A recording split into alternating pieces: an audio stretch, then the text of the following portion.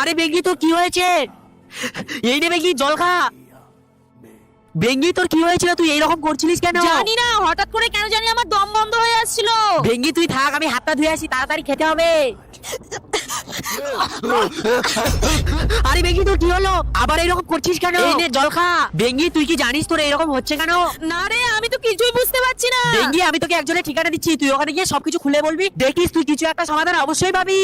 ওং ব্রিং চ্রিং চামুন্ডায় স্বাহা। কি হয়েছে মা তোমার, তুমি এত চিন্তিত কেন? আসলে বাবা সত্যিটা তো আমিও জানি না, হঠাৎ করে কেন জানি না আমার দম বন্ধ হয়ে আসছে। ঠিক আছে মা, তোমার হাতটা আমার হাতে দাও।